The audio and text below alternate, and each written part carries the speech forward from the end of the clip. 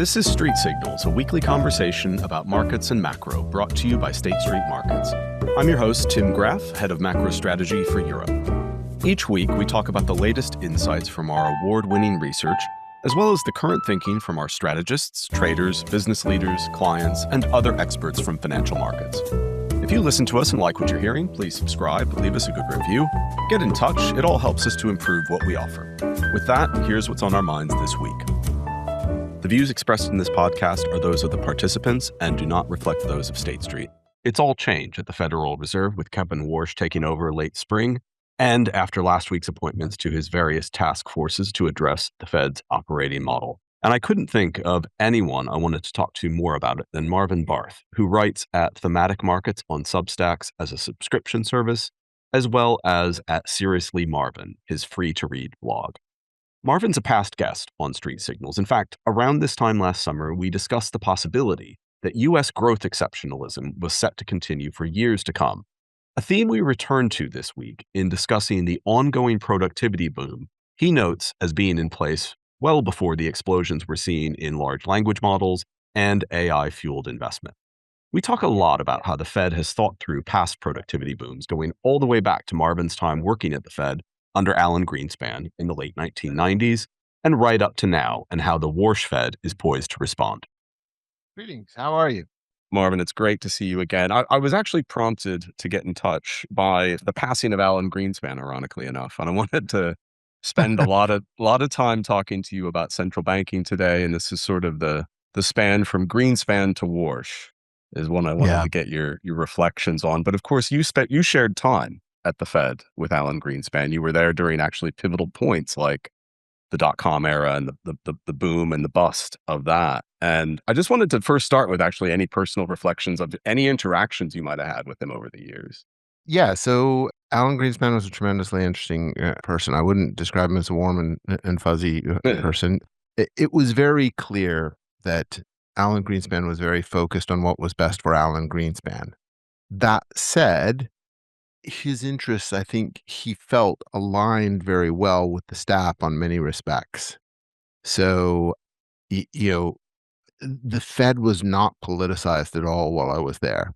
And a lot of that had to do with the fact that he just did a great job deflecting any political pressure from the Fed. And it's not that it didn't exist. It did happen. People act like, today's stuff is unprecedented. Donald Trump, his Fed rhetoric, like his rhetoric on anything, is more overt and in your face and, potentially inappropriate, at least from my generation's perspective. But it's not necessarily that different, actually. There was always pressure on the Fed. And Alan Greenspan was a master of manipulating Washington to try and do it. And I think one of the critical things that he did quite differently, you have this rigid, almost like religious orthodoxy now over central bank independence. You can't ever talk about the central bank. And, actually, Kevin Warsh strikes this correctly. He says, no, everybody should be able to criticize us when we screw up. Everybody should. That's their job. We should be held accountable. Yeah.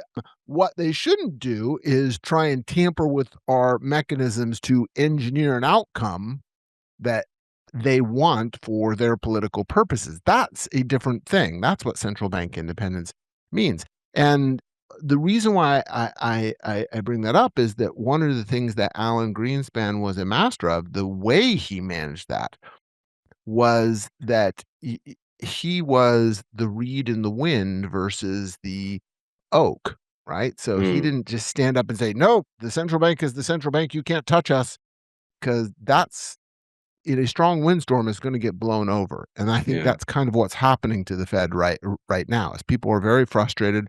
The populist backlash is huge, and that's what's attacking them. They brought this on entirely themselves, in my view. Yeah. Whereas Alan Greenspan, very deftly, depending on which party was in control, would subtly, he didn't abandon Fed independence an iota. He was always doing what he thought was right for monetary policy. But he bought himself that room by bending slightly on things. When the Republicans controlled Congress, all of a sudden, he'd think, yeah, tax cuts aren't such a terrible idea, right? Yeah. When the Democrats were in power, oh, yeah, I do think we need to support the social safety net more. He was very good about subtly doing that to protect the Fed. So he was aligned with the staff in that sense, but you never felt as a staff person that, this was a guy who was like, really cared about any one of us individually, right? Right? He was on a pedestal and he liked being on his pedestal. Yeah. Well, actually, that's exactly the question I wanted to ask you in the way you were just talking about it is for all of the positives of his time at the Fed and that, maintenance of independence. The thought that occurred to me when he passed was, and I think this is something Warsh, and we're going to talk a lot about Warsh. I think one of the things Warsh is trying to get away from, it feels to me like he's trying to get away from, is the Fed chair being sort of like having main character syndrome. And it feels like that has definitely, in my mind at least, or my perception, been built up over the last 2 decades or so.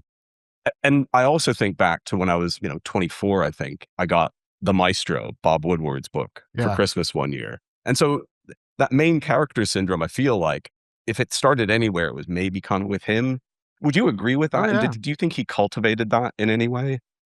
I think that's a complicated story in the sense that, ever since the Fed was reformed during the Great Depression, and before that, by the way, it was the what then called the governor, not president of the New Hmm. York Fed, a guy by the name Benjamin Strong, who was really the driver and the central character after the Great Depression. From then on, Mariner Eccles all the way through, the chairman was always the central character. Mm. And Alan Greenspan was absolutely a tyrant,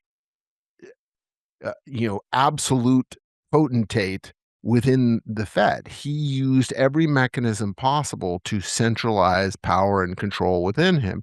And if you have any questions about that, go back and read the other book from that era, which was Alan Blinder's reflections on his job there as vice chair and how he just every single time Alan Greenspan outmaneuvered him. So they have always been there. I think what's changed is the market, especially since the advent of press conferences and things like that, really focuses on what the chairman is telling you as information. Yeah. If anything, I think, individual governors have gotten more prominence, more like they speak a lot more. They have more access to the staff than they used to. They all have personal advisors from the staff that didn't exist when I was there under Alan Greenspan, right? Mm. So that sort of centralization I is true, but it's always been true. It's just true in a different way. I think in many ways it's much more the chairperson is in a sense, a media personality now and is a much bigger part of the communication strategy. And I think that's the issue, is that Yeah. the communication strategy is changing radically and going back to much more of what we had under Greenspan. Yeah, and that's really what I'm getting at is the sort of oracular power that the Fed chair seems to have been endowed with, and I feel like it kind of started really with the Greenspan. I mean, Volcker, I suppose, to a certain degree, you could argue. I mean, he held sway and was, just watching him, you could see what influence he could wield. But it just felt like Greenspan was that moment when the markets really started to focus in on the sayings of the Fed chair more than I've appreciated before.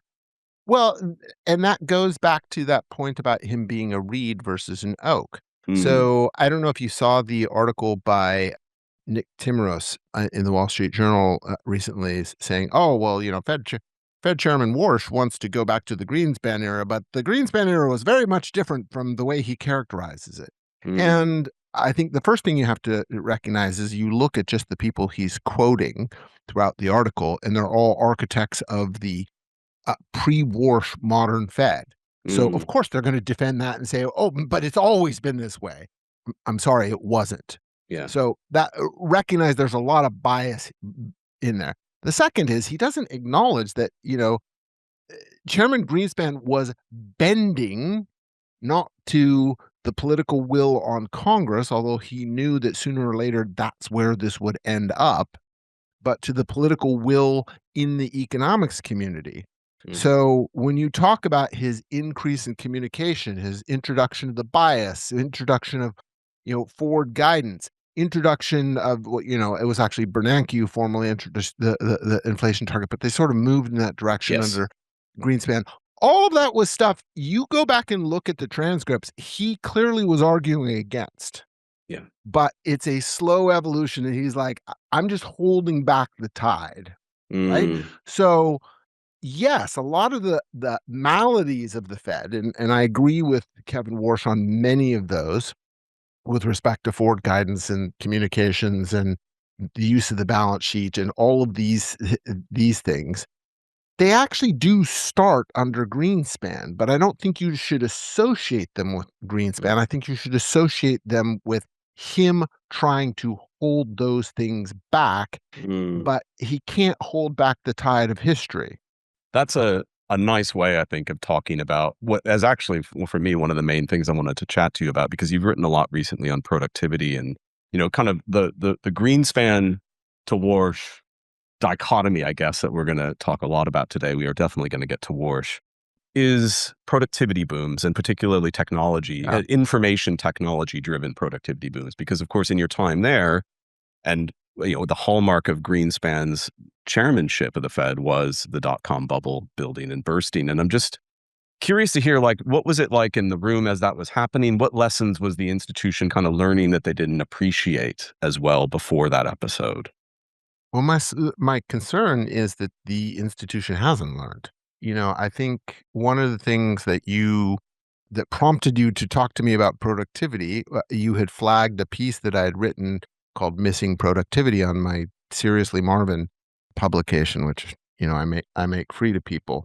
And if you recall, one of the things I showed is you can look at the Fed's, and I'm talking about the Fed staff, because we have the Fed staff, the formerly Green Book, now Teal Book forecasts through history all the way up to 5 years ago. And then of course we have the Statement of Economic Projections of the FOMC themselves, which roughly map on median to the staff, by the way,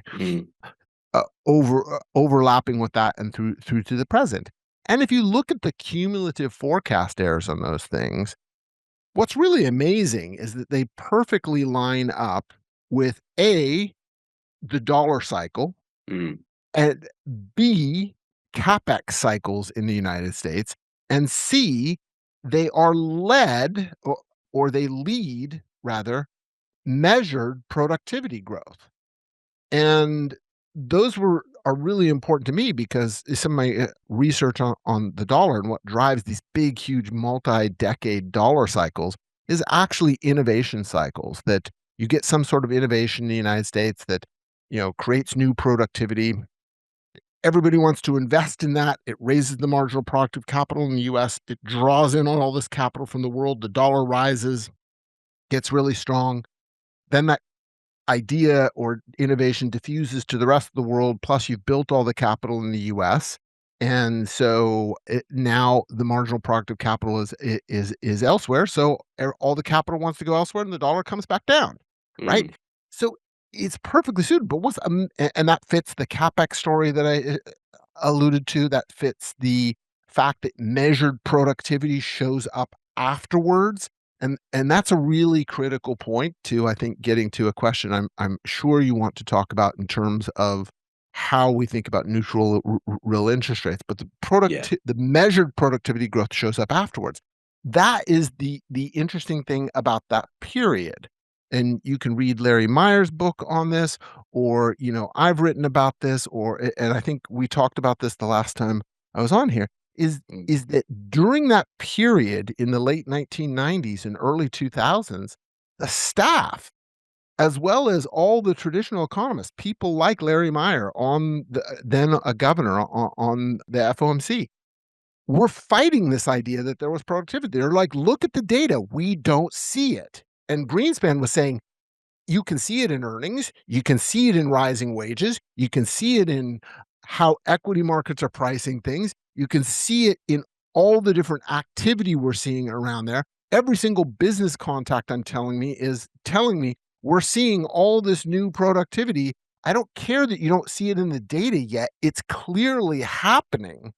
Yeah. And ex post, everybody agrees with him, but at the time they didn't. So if you look, their forecasts really lag. Growth just outpaced significantly what they forecast. And then the opposite happens afterwards. As the productivity growth actually happens, the Fed now up raises all its growth forecasts and everything, and growth is lower. Yeah. And so they get the opposite. And if you look at that pattern, it has not changed. They are always out of sync with what's actually happening. And currently, right now, we are absolutely, without question, in a productivity boom, and the Fed staff continues to deny it. So I'm sorry, I'm a bit long winded, but that's my answer to your question. They haven't learned. That's the Yeah. problem. Yeah, and it was I was going to kind of follow up and see like how has that evolved since the dot-com era, but you have answered that question. Is that simply a fact that, and the common thing that people always say about productivity is it's the residual between output and the growth rate of your inputs, and it's kind of it's the plug figure effectively, right? Is that just simply because it is, first of all, you're working with quarterly data and it's backward looking inherently when you get it? Is that the reason for their inability to spot this? Or is there a way they can get around that? Real-time data, alternative data is such a big thing these days. Can they actually make greater efforts towards this? Well, yes, but they have to use, economic intuition and theory, not just rely on models. And I think this is a Mm, big part of the problem is that, and it's not just the Fed. You can see this across the board. So also in that piece I referenced, I said I have these forecast errors of the Fed. I plotted right alongside it forecast errors of the consensus, yeah. right? The blue chip consensus. And guess what? They're spot on with them. They don't differ. The thing that's really interesting about those data, and I actually didn't show it in that piece, I'd shown it previously in a previous piece, is for the blue chip consensus, we can actually look at what the dispersion of their forecast is. And guess what happens over the last 30 years? Mm, That forecast dispersion just collapses because everybody is looking at the same data using the exact same models. And we have moved to a world where everyone thinks every question can be answered by a quantitative model. But that means you are beholden to data that will always be backward looking. And yet there are all sorts of signals, those signals that Alan Greenspan was talking about, that you can look to. So when mm, I talk about and I say with absolute conviction, we are in the midst of a serious productivity boom, and I've been saying this since before these LLM models were introduced. I just look at what markets are telling me.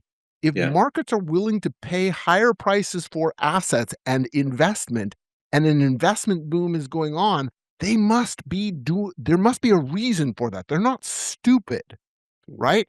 And this is one of the things I think people get wrong about the whole dot-com bubble. The dot-com bubble rightly called the productivity boom. It just got frothy at the end. But for the first several years, it was rightly telling you we're in the productivity boom. It's looking at things like that. You have to actually use your economic theory and say, well, why would financial markets tell us that? Why would we see these types of investment activities taking place? What are we hearing anecdotally things, which is a cross-sectional thing that maybe AI can help us better manage in real time? All of those things are things that you can spot this happening, and it won't be certain. There's always a question in the back of your mind, could this just be a bubble? Could this be a mistake? That's always a question, but at least you are on top of it as it happens. Currently, most of macroeconomics does not do that. yeah. You mentioned in there saying you'd seen this kind of before the rise of large language models and, Hmm. the massive investment spending that we are now seeing from all of these companies Yeah. involved in the tech sector. What were the things that clued you in very early to that we might be seeing something like this building? Biggest single thing was the investment cycle itself. So everybody talks about AI investment now. And in fact, there's all these people who will tell you that, all of the current investment in the last few years has been in AI. I don't buy that for a second because if you look, the investment share of GDP in the United States bottomed out in about 2012, shortly after the global financial crisis. It started to climb quite rapidly up through 2014, and has been edging up higher in basically a high plateau ever since. Okay, well, large language models come on the scene in 2022. You Mm. know, the investment share of GDP has not actually increased very much since then.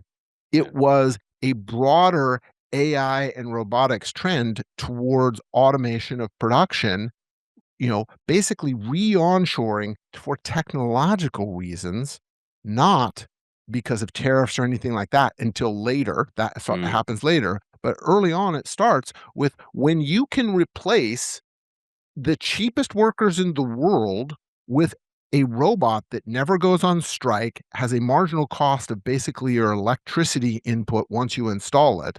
Why would you not start building this stuff right where your richest clients are? And that's what started to happen. So I was looking at that. I was looking at the import compression that we saw. Yes, the US trade deficit has widened. That's a savings versus investment imbalance. If you look at the import share of consumption, the import share of capital goods expenditure until very recently, due to all of the AI expenditure there, all of those were actually shrinking. The US was producing more and more of what it consumed and what it Mm. invested. So those were the things that I was looking at. And then they're confirmed by the market signals that we were Yeah. talking about, right? Like, the equity risk premium kept falling. Real interest rates. This is another thing. People have not noticed this, but take COVID out, which was clearly an extraneous event. Mm. Real interest rates bottomed out in 2014 and have been rising ever since. And Yeah. yet that was not a story anybody talked about. One of the things I wanted to go back to there was, and you've done a lot of work on this, and I wanted to see if you could expound on it, is you mentioned reshoring and tariffs, and reindustrialization of the U.S. in particular is something I read the piece you wrote about the ketchup factory near where you grew up, and just the Yeah. impossibility of One that I worked reindustrial. in. Yeah, exactly. Actually, yeah. Even you worked in and especially going through a heat wave right now in the UK, talking about the heat Mm. in the vats. Oh, That yes. must have been something. But as a prelude to that, I mean, you can talk about that if you want. It's a super interesting piece that I encourage everybody to go seek out. But the notion of reindustrialization or reshoring industry to the U.S., to my untrained economic mind, would be maybe a lower productivity argument. Does that wash with you? What is the Trump tariff and reindustrialization of the U.S. policy do for productivity trends in the U.S.? Okay, so I think this is another area where, I've highlighted that I think a lot of economists have it wrong. Mm. Because if you remember when, these tariffs were being proposed last year, or being rolled out, every economist and their mother was coming out saying, "Oh, this is going to lower productivity. It's going to be recessionary." My call was the opposite. By the way, I was right. But why? Well, okay, we have all this productivity literature in economics. But if you look at what countries they were studying and what events they were studying, they were mostly studying either single industries in developed economies that were, you know, industries that were being specifically protected for political reasons, which, yeah, you can imagine. You basically raise input costs. Of course, that's going to be negative for the business. Or the other one that they look at is they look at declining tariffs in emerging markets that are well inside the production possibilities frontier of advanced economies. And so, wow, you have a drop in tariffs, especially during an era when we started to move into globalization and people were looking for outsourced production platforms. Those drops in tariffs in almost all of those cases in emerging markets were also simultaneously paired with sorts of market reforms that just made it much nicer to invest in that country, right? Mm. And so then you have an influx of foreign investment where, you know, Fortune 500 companies come in, provide you with capital, and they come in and bring in all their manufacturing know-how accumulated over decades in advanced economies and just drop it on you in a day. Wow, shocking. Your productivity went up a lot. But was it the tariffs that did that? It's Yeah. not clear. And the other thing is that there is actually an older tariff literature that shows that, you remember everyone was also highlighting the Smoot-Hawley tariffs and how Mm. terrible they were and everything. Smoot-Hawley tariffs weren't even that high. You go back and look at the pre-American tariffs or pre-Smoot-Hawley tariffs before that. They were much higher. Guess what? The U.S. had off the charts productivity growth during that period. So it's not a straightforward story. But the reason why I expected it to be positive here is, and I'm not saying this is going to be the same for every country, but let's remember the US is 25% of gross demand in the global economy. So 25% of all purchases in the global economy are the US. That's a huge economy right there. Then you think about the fact that the US is a big net importer, and you've got all sort of mercantilist powers out there whose GDP is derived from feeding US output. And you think about on a net basis, the US is it's hard to measure net, but clearly it's much greater than 25% of the global economy. So this is an economy that is competitive, even if it shut itself off entirely from the rest of the world. There is no question this would be one of the most competitive places you could possibly be.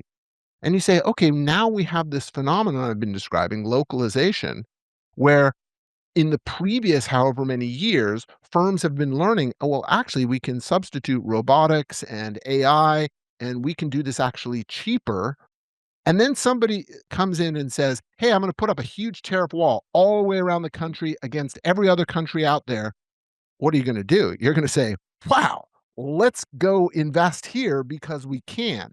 And it actually is a massive shot in the arm to the economy. So it's a huge demand boost. And then in the long run, I would say, given that that was an efficiency driven process originally, this localization, it's not clear that's not going to be positive for productivity. But then there's this other factor out there, which is for the past 20 years, China has been pursuing, in my view, clear economic warfare, trying to degrade the industrial bases of its peer competitors through overproduction, subsidized by the state. Mm. And, whether you agree with me that it was intentional or economic warfare or otherwise, there's no question the subsidies are massive in China, and the overcapacity in industry after industry has been destructive to industries throughout the world. So they were actually undermining everybody else's productivity. And you can tell that because total factor productivity growth, the ultimate source of productivity, learning by doing, Mm. new innovation in China has been negative for over a decade. So all that capital and all that production was going to China, not because they were better or more efficient, but because they were subsidizing, which is a net welfare and productivity drag on the entire global economy. So if you shut yourself off from that, you should actually expect that you'd get higher productivity, not lower Mm. productivity. So that's really what I think people have gotten wrong about this whole situation. Is that then the case then? I want to start to get to Kevin Warsh now. And how much Okay. does that yeah, I mean, this is one of the main points of the podcast, so let's get there. He has this view, and it's very, I will say it's very technology driven, Mhm. that, technology is going to drive massive productivity boom as it did in the late 90s, as you have cited a lot of evidence is happening. That's happening alongside all of the localization. And that was the word I was kind of searching for when I was talking about your past work, was your localization theme also boosting it. His stated belief is that this will actually lower the neutral rate of interest and allow for the Fed to operate on an easier policy setting. But as you mentioned, real interest rates, especially in the long end, Been are rising. shooting higher, right? Like they're at, I think Yeah. now, I saw a headline today, it's something like a 14 or 15-year high in terms of the real 10 or 30-year yield. And so Yeah. where does he have it right? Where does he have it wrong? Which Kevin Warsh? Now, I actually think he's been remarkably consistent over the last 15, 20 years that he's been on the scene. Yeah. But there is this deviation that it basically starts in April of last year, where he starts talking about how, well, actually, all this productivity growth we're seeing could lower prices through expanding supply, and that could enable lower interest rates in the future. And I think, as we've discussed previously I was way out on a limb last year when I was saying, stop paying attention to Donald Trump's rhetoric. He's going to appoint a hawk, and it's most likely going to be Kevin Warsh. So, I'll pat myself on the back for getting both of those correct way back when. Even saying that, I do think there's no question Donald Trump really thinks lower interest rates are, and I think my suspicion is that Kevin Warsh was saying those things. So, and I think this is what he did. He's a smart guy. He's very, very clever. I was so impressed with him in his first press conference. We can go on and talk about that why, but And we will. he's clearly very politically savvy. And so what he did is he said something that is defensible and potentially true that would assuage the man in the White House and get him over the line. And so what is the part that's true? After I've built all these new innovative tools, all these new automated factories, all this new AI infrastructure, all of that, then yes, absolutely. Then you have a massive new supply out there, and you're not having to go out and build all this stuff because you already built it. So yes, at that point, then real prices, it's an important point, real prices, that is, relative to your wages, relative to other prices of things that don't change, like, the oil supply or something like that, will fall because you got a lot more supply. Increased supply, it's pretty obvious prices are going to fall. And so that's a true statement. But he didn't necessarily say we were in that stage now. He just kind of left that blank for the last year. But then in the press conference, you notice he did actually, he was asked this and he tackled it very directly. And what he said was actually correct. But he didn't give a definitive answer on this, which is part of the reason why his task force will come out and do this, right? Is he said, look, we have to look at whether we're on the demand side of that, i.e., we're building all that capacity, or we're on the post side where we're getting the supply. And that's what's going to determine it. Because on the demand side, while you have all this demand to invest in capital, remember that real interest rates are the price that clears savings with investment. So if investment is going way up, and of course, savings almost necessarily falls in that, real interest rates have to rise, right? And that is what we're going through right now. That's why real interest rates are going up. That's why I've been so insistent that the neutral rate is much higher than the Fed thinks. And I think he'll ultimately come to that conclusion as well. And he basically opened the door in the press conference to that.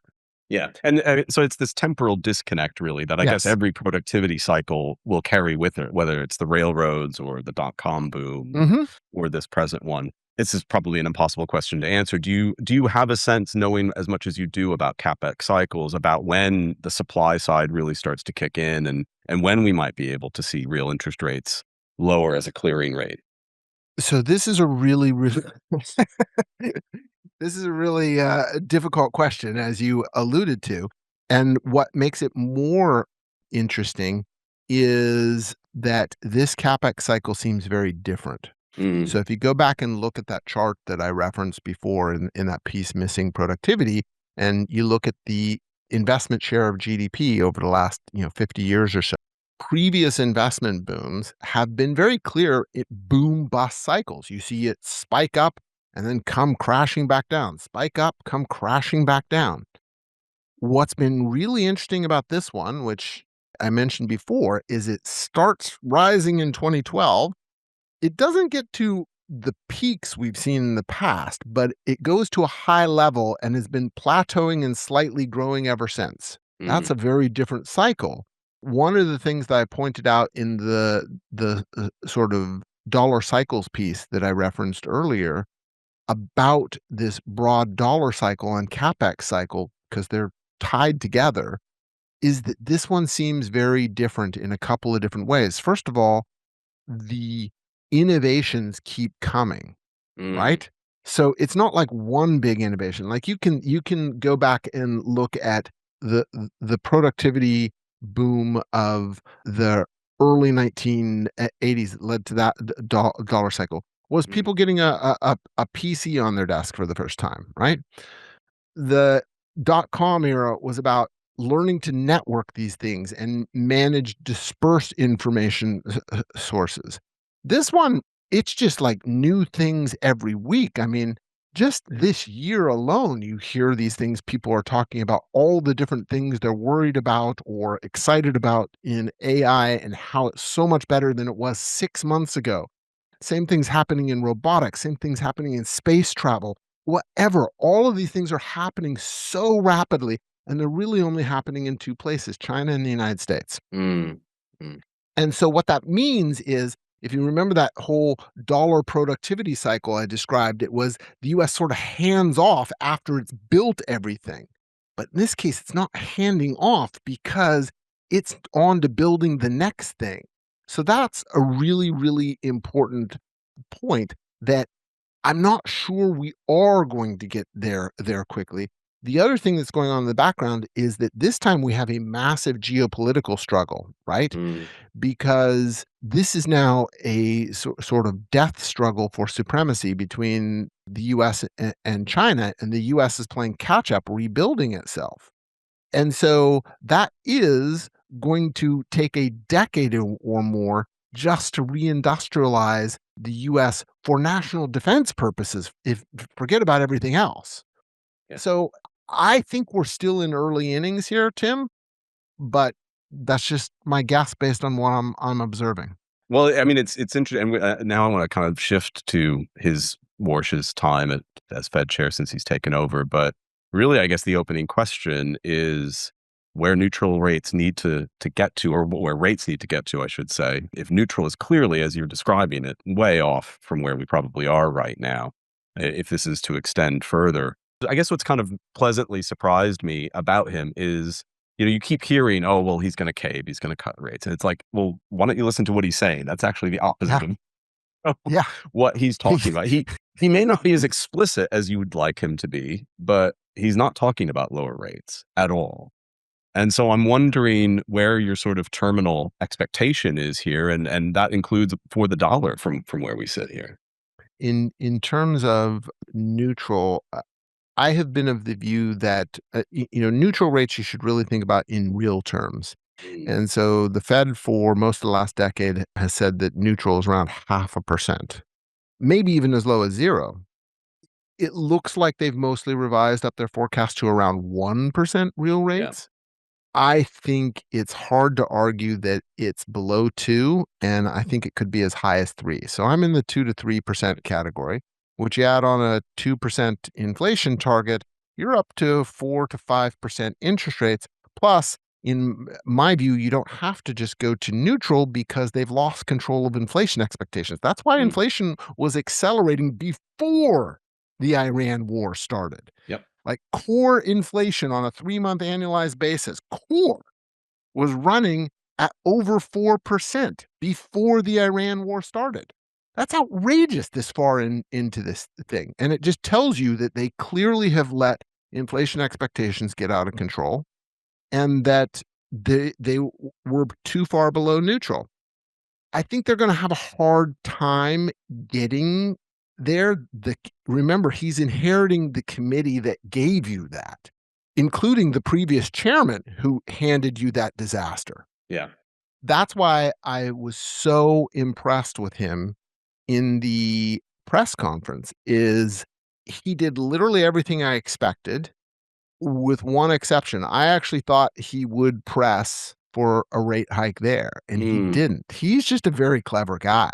First thing, and I had actually previewed this ahead of time. I said, "Look, he's walking into this committee that screwed up so badly." And of course, you don't go in and tell them all, "Hey, you guys suck. Now will you all vote with me in the opposite direction?" Yeah. So he comes in with his humility, right? Like he sacrifices exactly the AI argument we were talking about. Yeah. Well, I too had thought that maybe neutral could, but gosh, guys, doesn't seem to be working out that way. Look, I mean, inflation is above target for how long? And so You put out a just the facts statement. That was the other thing I expected. He did exactly that. But if you just put the facts on the table, inflation's been above target for a long time. Growth is faster than we expected. The labor market seems to be doing just fine. And we have, potential supply shocks out there. How do you not look at that statement and say, as multiple reporters did ask him during the press conference, well, why didn't you hike then? Yeah. Right? That was brilliant. I did not expect that. I didn't have that kind of savvy to think, oh, who cares if we do it in June versus July, or, Yeah. we'll just put that out there, let it ruminate, and let everybody see, oh, actually, we should be hiking. Yes. Right? And so I thought that was absolutely brilliant. And to your point, he never stepped back from reminding people we are here to achieve price stability. The other thing that I thought was impressive is that while he didn't ever name Powell by name, he didn't ever slam the committee. In fact, he was very gracious to the committee in the press conference. He did repeatedly say inflation has been above target for 5 years, which is basically saying, hey, first of all, it's like kitchen sinking. It's like whatever problems is, it's that guy, not me. And the second thing is, it's like highlighting, look, we got a problem here. We need to solve it. A lot of the solutions that came out almost to the I think the merriment of people was, we've got a task force for that, with the task forces, the five, and he's now announced the people who will be on those task forces. We're recording this on Friday, the 10th. He announced it the day before. And the minutes, of course, from the meeting came out on Wednesday.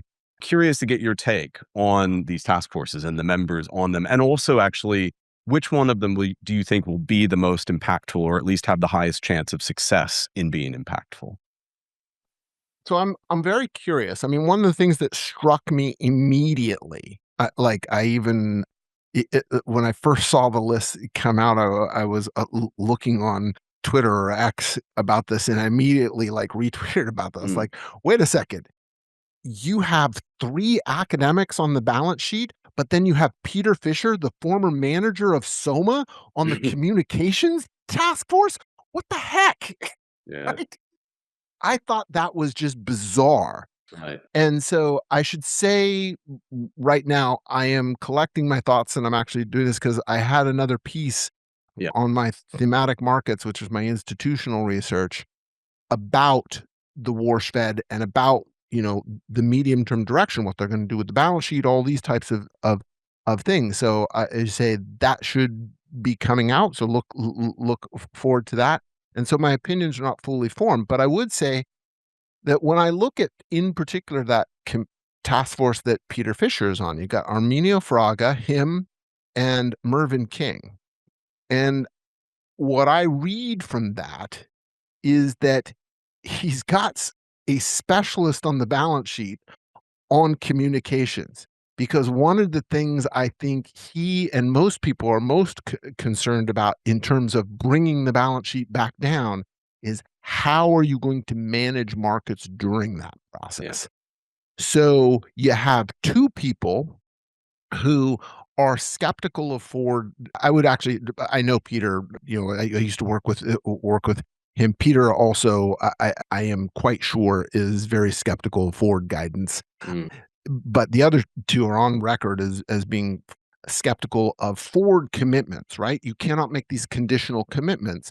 And Arminio Fraga comes at that perspective. That's a really interesting one, because Arminio Fraga comes at that from the perspective of someone who inherited a central bank that didn't have credibility. And how did he manage communications in that and regain credibility? And I would argue the Fed's lost credibility, certainly with consumers. So that is in itself a big signal. And then you have Marvin King, who clearly is in that boat. And Peter Fisher is there to help them figure out how are they going to talk down the balance sheet. Your question was, which one will have the biggest impact? I'm not sure I can answer that yet, but what I do see there is that he clearly is focused on the communications piece, on a set of people who are going to deliver a way to manage the transition of a central bank that is no longer credible, to stop delivering forward guidance, and to be able to manage the downsizing of its balance sheet without breaking things. Yeah. The broader picture I take from across those task forces is that these are all blue chip names. So he is buying credibility with the rest of the committee. He's buying credibility with the whole political establishment. He also actually has a quite diverse group of opinions on there. Like, you look at the balance sheet, those are not necessarily people who are going to immediately come out and say, well, we should downsize the balance sheet, right? Yeah. In fact, Rajan has been very skeptical that you can. So it does look like someone who, let's give him credit. He's talked about wanting to have an open, honest dialogue and get the best ideas on the table and really come to the best conclusions. You look at his task force, it actually kind of looks like that's what he put together. Yeah. When I can recognize most of the names, there's credibility. So that's good. The one I wanted to kind of finish with and zero in on, because I'm a volatility guy at heart and in past careers and current career as well.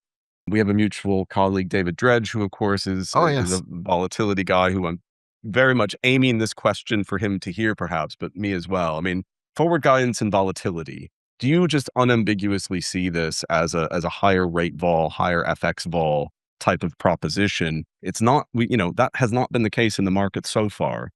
But is that what we should expect, and what would it take to actually create that volatility, given we don't really see it yet? Well, look, I think that's the interesting part here is, and that's why I kind of focused on that communications committee. What seems to be the clear sort of takeaway from that committee is manage extreme event volatility. We don't want any serious blowups to happen on our watch. But, if there's more day-to-day volatility associated with misunderstandings about where our rate is going at this meeting or that meeting, who cares? You're paid to take those risks, and you should. They are focusing on trying to constrain the tails, and I think it's the next year or two that are probably the most difficult, because eventually people are going to learn their reaction function well, and they will adapt, and we probably won't have a lot of vol. People will start focusing on the path of the next few meetings. People are going to put their risk on there, whereas I think, as you're aware, so many people just put so much risk on just what is this meeting, meeting, right? And that's good news for true macro people. For the old style macro funds, it's bad news for a lot of these, pod shops and people managing specific event risks and things like that, because you're not going to get the same type of front end guidance about where the next meeting is going to go. But you will probably have a better picture of what the path starts to look like. And so I think one of the things that is going to be interesting here is to see how the wheat and the chaff are sorted. Because I think, the last 2 decades of forward guidance have bred a lot of people in markets who, frankly, it appears, do not actually know how to think for themselves. And those people are going to get washed out. Well, that's as good a note as I can think of to end it on, because speaking of people who think for themselves, I've been talking to one for the last hour. Marvin, it's been an absolute treat. Thematic Markets is the subscription service. Seriously, Marvin is the free service. It's all worth reading. Marvin, thank you again. Thank you, Tim. I appreciate it. Thanks for listening to Street Signals. Clients can find this podcast and all of our research at our web portal, Insights. There, you'll be able to find all of our latest thinking on markets, where we leverage our deep experience in research on investor behavior, inflation, media sentiment, and risk, all of which goes into building an award-winning strategy product.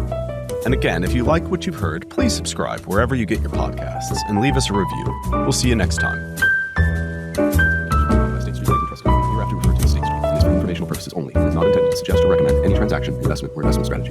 It does not constitute investment research, nor does it purport to be comprehensive or intended to replace the exercise of an investor's own careful, independent review and judgment regarding any investment decision. This communication and the information herein does not constitute investment, legal, or tax advice and is not a solicitation to buy or sell securities or any financial instrument, nor is it intended to constitute a binding contractual arrangement or commitment by State Street of any kind. The information provided does not take into account any particular investment objectives, strategies, investment horizon, or tax status. The views expressed herein are the views of State Street as of the date specified and are subject to change without notice based on market and other conditions. The information provided herein has been obtained from sources believed to be reliable at the time of publication. Nonetheless, we make no representations or assurances that the information is complete or accurate, and you should not place any reliance on said information. State Street hereby disclaims any warranty and all liability, whether arising in contract, tort, or otherwise, for any losses, liabilities, damages, expenses, or costs, either direct, indirect, consequential, special, or punitive, arising from or in connection with any use of this communication and/or the information herein. State Street or its affiliates may from time to time as principal or agent for its own account or for those of its clients have positions in and/or actively trade in financial instruments or other products identical to or economically related to those discussed in this communication. State Street may have a commercial relationship with issuers of financial instruments or other products discussed in this communication. This communication may contain information deemed to be forward-looking statements. These statements are based on assumptions, analyses, and expectations of State Street in light of its experience and perception of historical trends, current conditions, expected future developments, and other factors it believes appropriate under the circumstances. All information is subject to change without notice. This communication or any portion hereof may not be redistributed without the prior written consent of State Street. Past performance is no guarantee of future results.